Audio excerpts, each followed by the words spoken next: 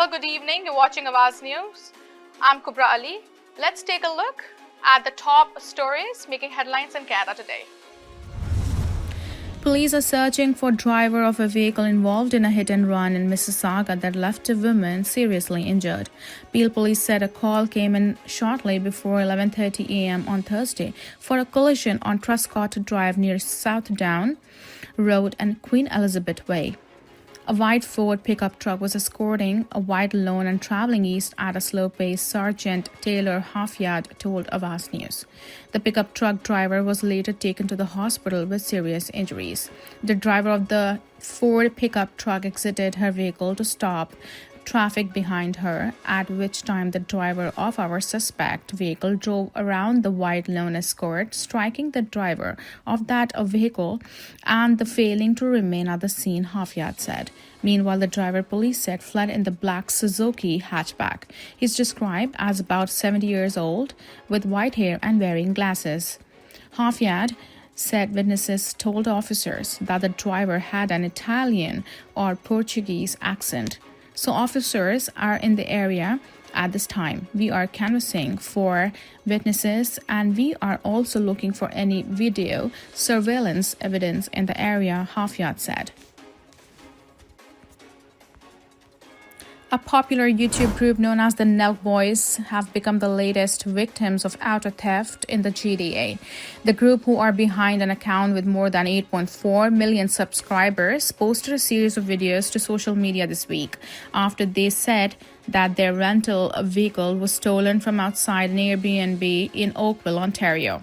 The incident happened sometime overnight between May 12th and May 13th. Halton Regional Police told Awaz News that they were contacted about an auto theft involving a Chevrolet SUV in the area.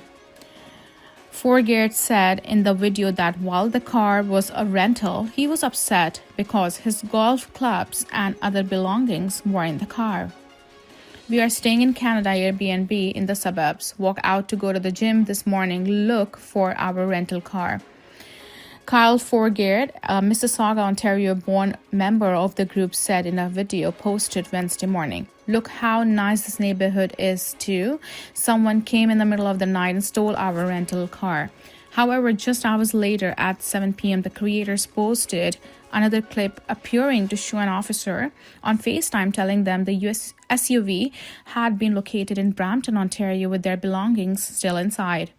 Peel police are confirmed to Awaz News that officers recovered a stolen unoccupied SUV in the area of Queen Mary Drive and Mayfield Road in Brampton.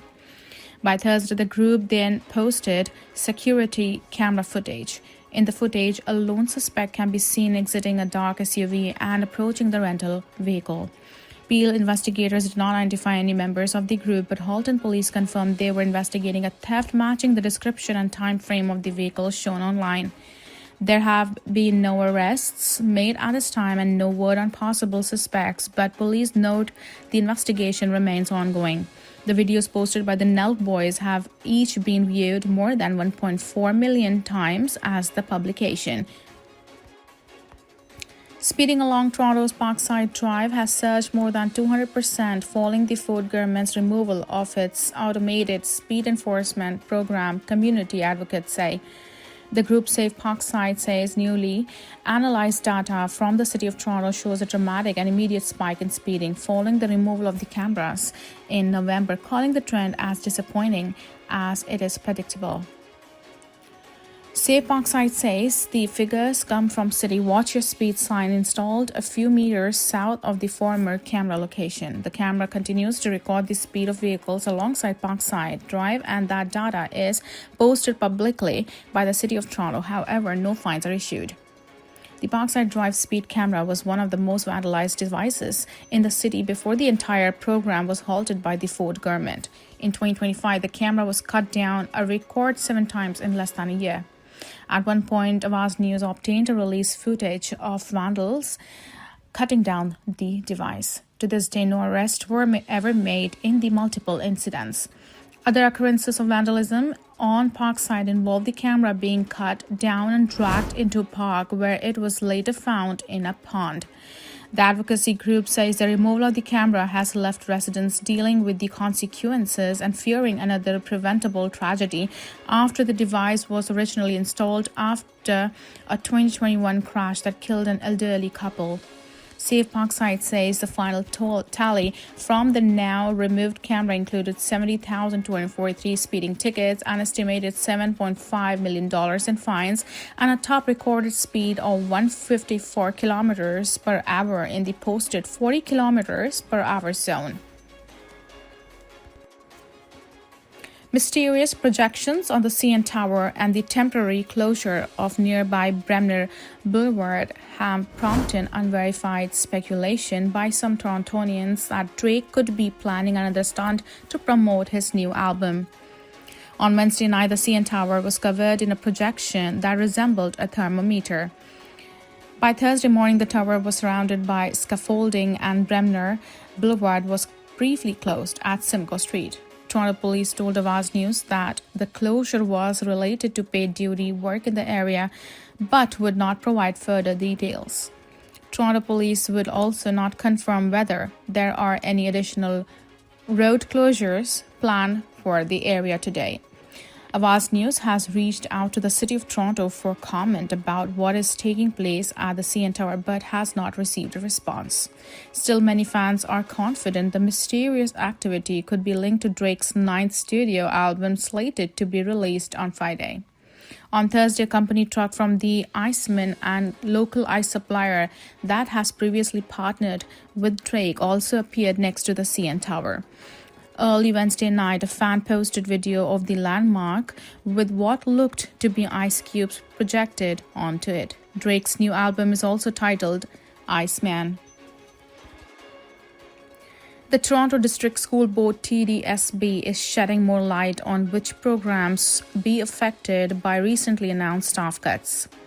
The TDSB announced earlier this week that it would be cutting 218 central staff positions, including eliminating 91 vacant positions. The school board said that none of the staff cuts would affect in classroom staff. However, a number of programs that serve students will nonetheless be impacted. Details provided by the school board to Awaz News show that the staff cuts will result in the elimination of food sales at 9 school cafeterias that are not profitable and end to programming at several outdoor education centers, including one on the Toronto Islands, and streamlining of central library services. In addition, Heritage Month committees will be discontinued to Equity department will be downsized and the public engagement office will be closed. The TDSB Museum and Archives will also cease to operate. 7 jobs on the senior team will be impacted, including an associate director, 5 system superintendent's officers, and 1 school superintendent. The board has said the staff cuts come amid declining enrollment with 3,000 fewer students this year than last and 5,000 fewer students expected next school year. The decision is being made by Rohit Gupta, the school board supervisor appointed by the Ford government to run the TDSB after elected trustees were suspended last year. York Regional Police have now identified 2 men who were shot and killed outside a home in Vaughan on Wednesday night. Police say 49-year-old Pasquale Casiato and 34-year-old Christian Belcedo were fatally shot while standing outside a home near Kaiser and Forest Drives at around 5:30 p.m. In a news release, police said they believe the shooting was a targeted incident. On Wednesday night, a constable who spoke to reporters at the scene confirmed one of the men killed in the shooting resided at the home where the gunshots rang out. The other man, they said, also lived in the neighborhood. The officer noted that police are trying to determine if there is connection between the shooting and a vehicle fire that occurred about 12 kilometers away from the scene. The SUV was found engulfed in flames in the area of Huntington and Kirby Roads. Investigators are currently appealing for witnesses to come forward. Police have not released suspect descriptions but say the investigation is ongoing. A 37-year-old woman accused of murdering her daughter 1 month shy of her second birthday at their Scarborough home made a brief court appearance on Thursday. Sitting Young appeared via video from the Vanier Center for Women. Wearing a green sweatshirt and glasses, she was unemotional and expressionless as her lawyer asked for an adjournment while he waited disclosure of evidence from Crown prosecutors. Her next appearance is on May 26th, also by video. Young is facing a charge of first-degree murder in the death of her 22-month-old daughter, Oriana Chow. The toddler was found by police and paramedics without vital signs inside their home in the area of Midland Avenue and Steeles Avenue East on Tuesday morning. Police said Cho's father, who was not at home at the time, made the call 911. Paramedics were able to revive her and take her to the hospital, but police said Cho died the next day. She is the city's 8th homicide victim of the year. Police have not disclosed the cause of the death or the motive. Thank you for watching Awaz News. I'm Kubra Ali. See you tomorrow, same time on same channel. Have a good night.